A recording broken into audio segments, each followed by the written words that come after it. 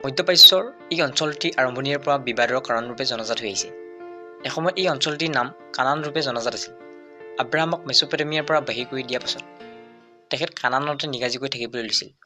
সেই আব্ৰাহামৰ বংশৰ পৰা যি জাতি উদয় হৈছিল সেয়া হিব্ৰু ৰূপে জনাজাত আছিল। সেই হিব্ৰু জাতিৰ পৰাই পাছত বনি ইছৰাইল নামৰ নতুন এটি জাতি উদয় হৈছিল। বিভিন্ন ধৰণৰ আকালৰ বাবে সেই বনি ইছৰাইলীসকল মিছৰত থাকিবলৈ লৈছিল। পাছৰ পৰ্যায়ত মিছৰৰ পৰা পলায়ন কৰি পুনৰ কানানত খোপনি পুতিবলগীয়া হৈছিল।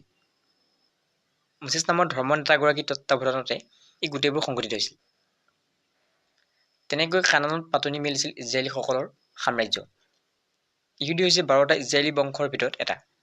আকৌ উল্লেখ কৰাৰ প্ৰয়োজন নাই যে প্ৰফেট আব্ৰাহামৰ পৰা যি জাতি উদয় হৈছিল তাক হিব্ৰু ৰূপে আৰু সেই প্ৰফেট আব্ৰাহামৰ নাতি প্ৰফেট জেকব ওৰফে ইয়াকুবৰ পৰা যি জাতি উদয় হৈছিল তাক বনি ইছৰাইল ৰূপে অভিহিত কৰা হয়। জেকব ওৰফে ইয়াকুব নবীৰে অন্য এটি নাম আছিল ইজৰাইল ওৰফে ইছৰাইল। সেই ইছৰাইল বা ইজৰাইলৰ 12টা সন্তান ক্ৰমে ৰুবেন, চিমিয়ন, লেভি, জুদা ওৰফে য়াহুদা, দান, নাপ্তালি, গেদ, আশ্বৰ, ইছাচৰ, জুবুলুন, জোচেফ ওৰফে ইউচুফ আৰু বেঞ্জামিন ওৰফে বিনিয়ামিন। পাছৰ পৰ্যায়ত এই 12টা সন্তান অনুসৰি 12টা বংশৰ উদয় হৈছিল, যাক বনি ইছৰাইল ৰূপে অভিহিত কৰা হয়। কানানৰ সেই অঞ্চলটো 12টি ইজৰাইলী বংশ অনুসৰি 12টা ভাগত বিভক্ত কৰা হৈছিল আৰু তাৰ নাম এৰেজ ইজৰাইল ৰখোৱা হৈছিল, যাৰ অৰ্থ ইজৰাইলীসকলৰ ভূমি।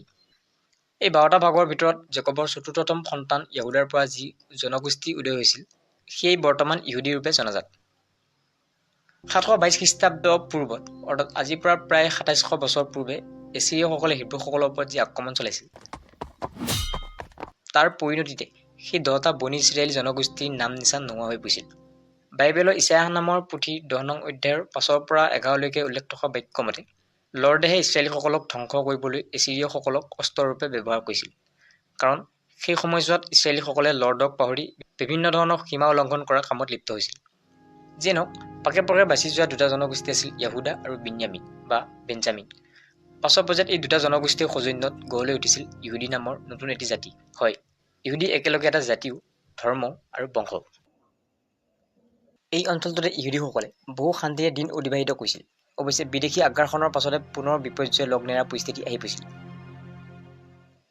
এছিয়াসকলে চলোৱা আক্ৰমণৰ পাছতে সেই অঞ্চলটোলৈ আগমন ঘটা বিদেশী শক্তিসমূহ হৈছে পাৰ্চী, গ্ৰীচ, ৰোমান, বাইজেণ্টাইন, মুছলমান আদি। ৰোমানসকলৰ দিনতে তাত যীশুখ্ৰীষ্ট নামৰ মহাপুৰুষ এগৰাকী জন্ম হৈছিল, যিয়ে খ্ৰীষ্টান ধৰ্ম প্ৰৱৰ্তন কৰিছিল বুলি বহলাই দাঙি ধৰাৰ প্ৰয়োজন নাই। পাছৰ পৰ্যায়ত ৰোমানসকল খ্ৰীষ্টান ধৰ্মলৈ ধৰ্মান্তৰিত হোৱাৰ লগে লগে ইহুদীসকলৰ মাজত অন্য এক দুশ্চিন্তাই গা কৰি উঠিছিল। 70 খ্ৰীষ্টাব্দমানত ৰোমান শাসকে জেৰুচালেমত উচ্ছেদ চলোৱাৰ পাছত ইহুদীসকল ক্ৰমাৎ ইউৰোপলৈ বাট পোনাবলৈ ধৰিছিল। 711 খ্ৰীষ্টাব্দমানত এচাম ইহুদী স্পেইনলৈ ঢাপলি মেলিছিল। সেই সময়ত স্পেইন মুছলমানৰ অধীনস্থ আছিল। নাম আছিল আল আন্দালুছ। তাত ইহুদীসকলে ধৰ্মীয় স্বাধীনতা পাইছিল আৰু মুকলিকৈ সাহিত্য, বিজ্ঞান, দৰ্শন আদিবোৰ চৰ্চা কৰাৰ সুযোগ পাইছিল।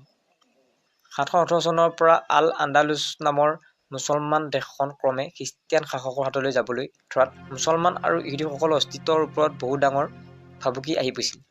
সেয়ে নৱম-দশম শতিকামানৰ পৰা একাংশ ইহুদী জাৰ্মান আৰু ফ্ৰান্সত থাকিবলৈ লৈছিল।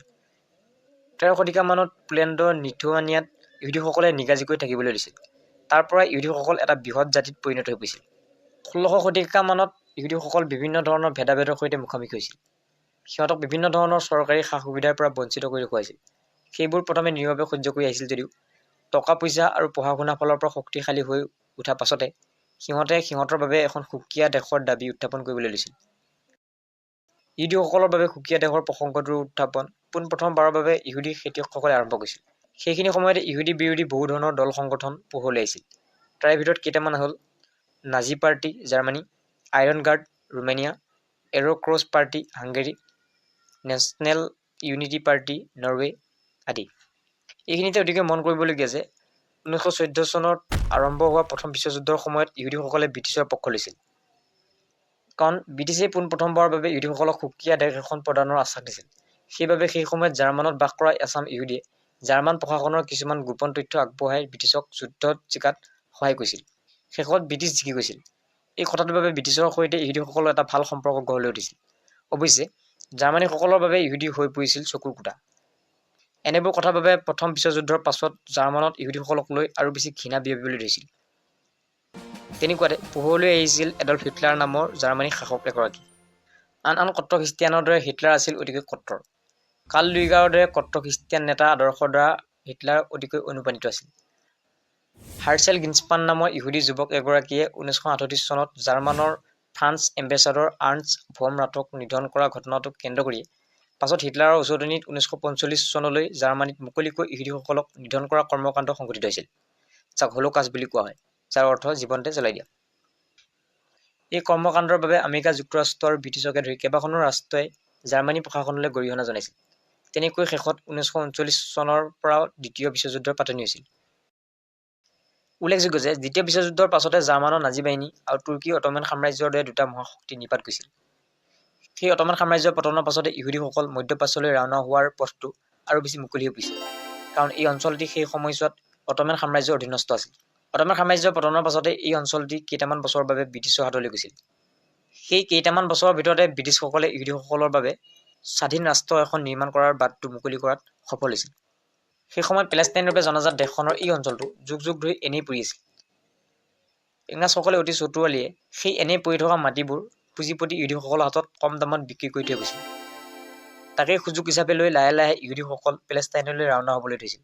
পেলেষ্টাইনী নেতাসকলে ইহুদীসকলৰ তেনে প্ৰব্ৰজনৰ ওপৰত বাৰে বাৰে আপত্তি দৰ্শাই আহিছিল যদিও প্ৰতিবাৰতে ব্ৰিটিছসকলে এই অজুহাত দেখুৱাইছিল যে এচাম ইহুদী পুঁজিপতিয়ে সেই মাটিবোৰ বহু পূৰ্বতে কিনি থৈ গৈছিল, গতিকে তাত সিহঁতৰ অধিকাৰ আছে।